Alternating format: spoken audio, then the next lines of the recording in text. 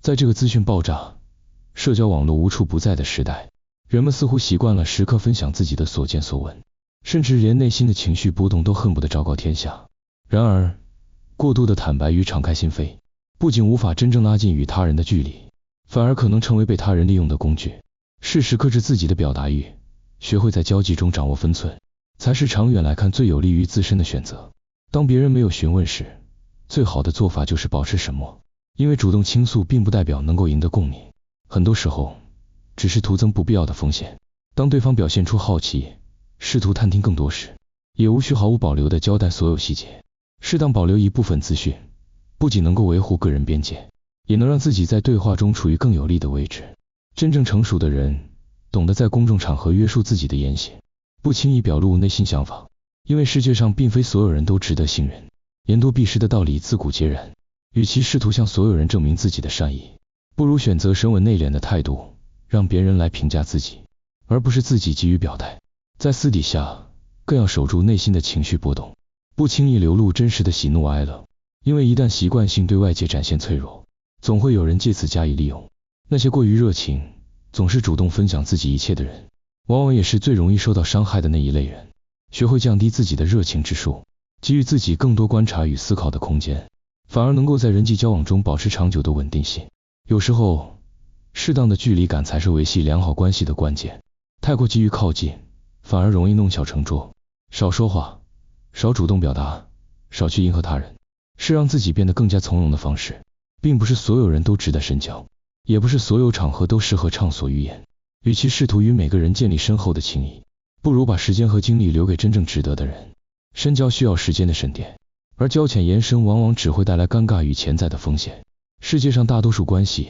终究只是点头之交，无需过度投入情感，也无需抱有过高期待。懂得审时度势，才能够在人际交往中站稳脚跟，控制住自己想要分享的冲动，让个人生活保持一定的私密性，反而能够让自己过得更轻松自在。并不是所有事都需要公之于众，过度透明只会让自己毫无防备地暴露在各种目光之下。懂得克制自己的表达欲望，学会在合适的时机选择合适的话题，才是真正高情商的表现。过于热衷于展现自己，反而会削弱自身的神秘感。而一个真正有吸引力的人，往往是不轻易让人看透的人。当你的话语变少，当你的行为不再轻易被预测，当你的个人界限变得清晰，人际交往反而会变得更加轻松顺遂。在这个时代，真正的强者往往不是那些时刻高谈阔论的人，而是懂得何时该说，何时该沉默的人。语言是一把双刃剑，说的太多，往往会成为别人的把柄，反而容易让自己陷入不必要的麻烦之中。人与人之间的关系本就充满变数，今天还是朋友，明天可能就成为陌生人，甚至是对立的立场。因此，把自己的底牌随意摊开，只会让未来的风险增加，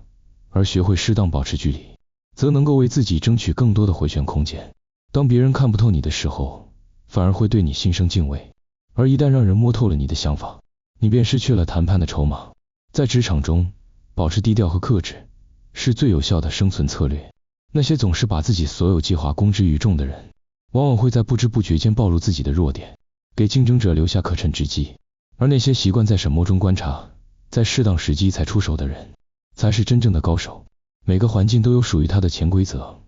而懂得何时该表现，何时该藏拙，才是真正的智慧。让自己的能力慢慢积累，而非急于求成，才能够在关键时刻展现价值。过于急于表达自己，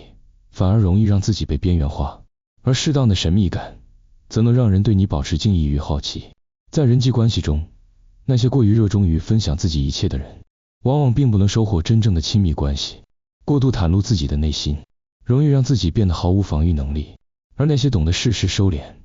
留有余地的人，反而能够在人际互动中掌握主导权。真正有价值的对话，从来不是单方面的倾诉，而是双方都愿意投入的交流。而当你过于急于打破距离，想要缩短彼此的陌生感时，反而可能让对方感到压力。保持神秘感，让对方来探索你的世界，而不是自己主动掏心掏肺，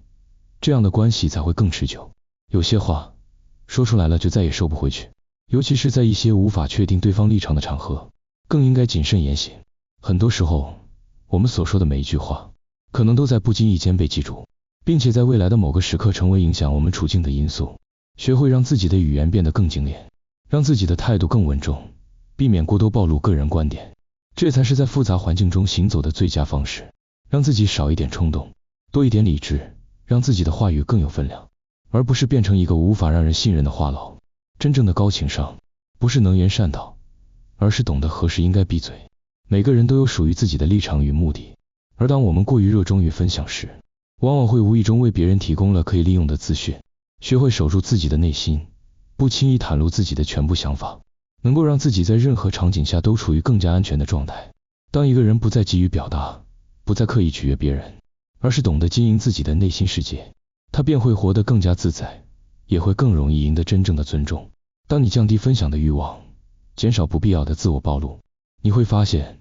自己的生活变得更轻松，也能够在与人交往时拥有更多的选择权。